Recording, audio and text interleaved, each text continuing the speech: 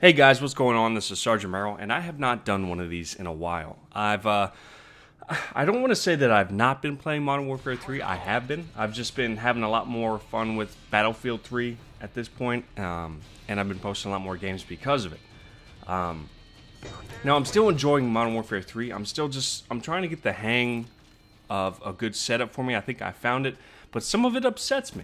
It upsets me that the only real effective secondary are the FMGs. And you see right here, I'm trying to make use of the G18 Akimbos, and just, they're terrible. At least when you take into consideration how good the FMGs are. And I find that upsetting. You might hear that I have a little bit of a cold. I've been fighting that for the past couple days.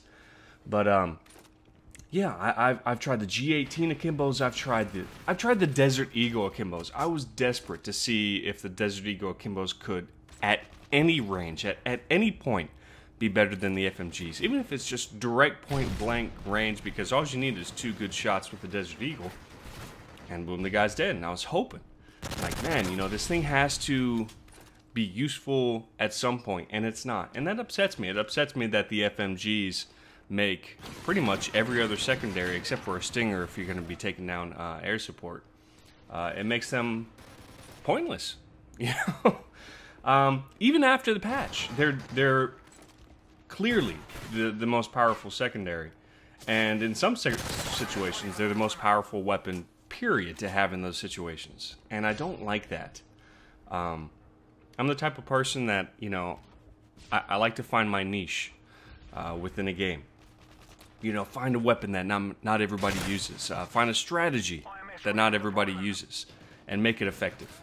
You know, I feel like I'm carving my own personality into the game. And it's hard to do that right now when some weapons are just clearly overpowered.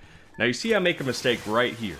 I put the IMS down in a long line of sight. And that's something that you just can't do because this thing cannot take many bullets at all. It's a great kill streak. There goes my sickness again. It's a great kill streak, guys. You can get a lot of kills with it because, I mean, it's like the little tip in the screen says, once you hear that thing go off, you're already dead. But if somebody has a long line of sight on it, they put a few bullets in it, take it out, and it makes the whole thing worthless as a kill streak.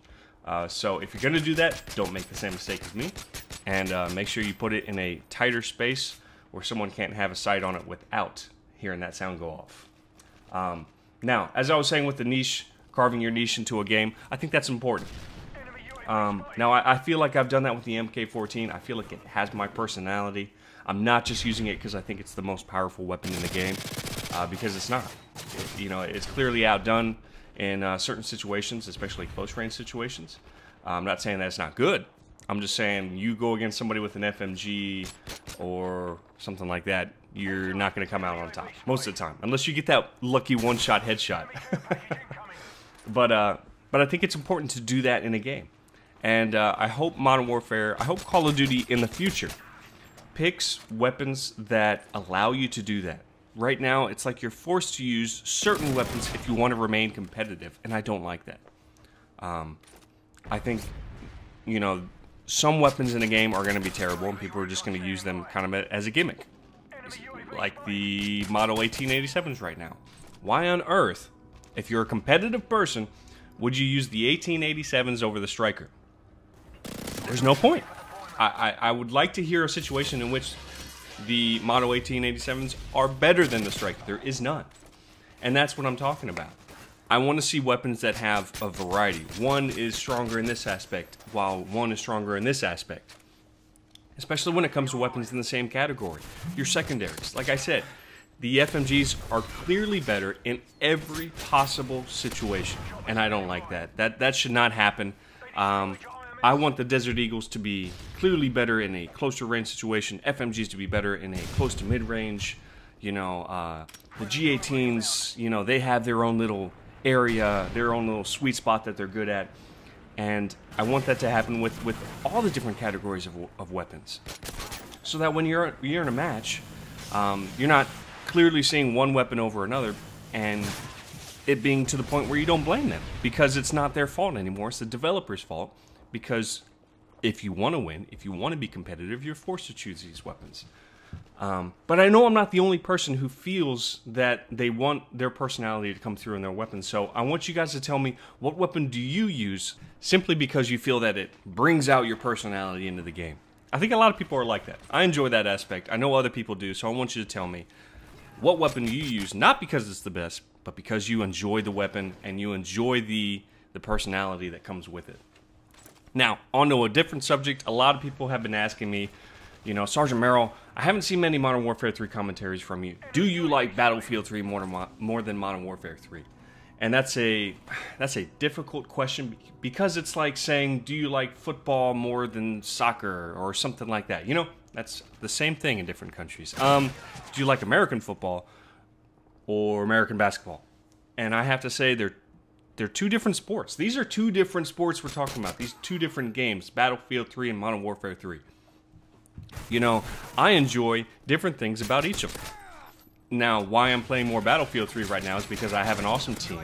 I've been playing with Jake and Ben and some of my friends from back home, and when you have that sort of thing, when you have that sort of teamwork, Battlefield 3, I think, is the better game. When it comes to Modern Warfare 3, you see me playing free-for-all all the time. I love playing free-for-all Modern Warfare 3. It's fast action, it's fast-paced, and that's what I think Modern Warfare was meant to be. It's what I think Call of Duty was meant to be.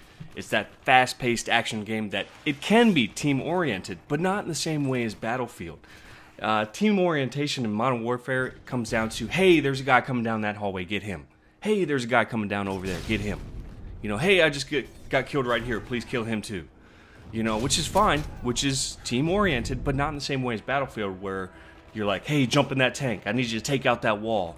Be like, hey, come over here, man, I need you to lay down a recon beacon right here. I need you to, take out that sniper that's way down on the other side of the map, is preventing us from crossing this ravine. The teamwork that comes with Battlefield is just much more inclusive, and it's much more fun for me. And in fact, that's why I've been doing the live Battlefield videos, is because I think the communication of that teamwork is really interesting. It's really interesting to see how different teams communicate how to do different things in Battlefield, because there's so much teamwork that can go into it. You have to work together, and I think listening to people do it in Battlefield is really entertaining. I hope that people feel the same way. But the same thing in Modern Warfare isn't really as interesting, because like I said, it comes down to, hey, kill this guy, hey, kill this guy, hey, Nate, throw a grenade on B, that sort of thing. And so live commentaries on Modern Warfare that include teamwork are interesting to hear the call-outs, but other than that, it becomes very predictable. People do it in the same way. It just comes down to how quickly they do it and the individual talent of each person. Now, I want to go ahead and say that I don't want the comment section to turn into this battle. This battle between Battlefield 3 and Modern Warfare 3. They're different games, guys, and it's time that we come to appreciate both for both. I don't want there to be one over the other. If there wasn't a Call of Duty, I'd be pretty upset, because I really enjoy these free-for-alls. This is, 5 to 10 minutes that I can just jump in, have some intense, fast action fun, and be done with it. And Battlefield is at night when my entire family's asleep. I get together with all the guys, and we take objectives, and we, win wars. And that's fun for that reason too. And I hate to see people fight over them, because can you imagine one of these games just being gone? I can't. I don't want them to be gone. Some people feel that they're in direct competition with each other, but they're not. And maybe that's the problem. The basketball season isn't the same season as the football season. Maybe it's time for these two games to take from that. Maybe Battlefield should come out in one point in the year, Modern Warfare should come out in another point of the year, because they are different games to be enjoyed for their separate aspects. I think it's time we all realize that.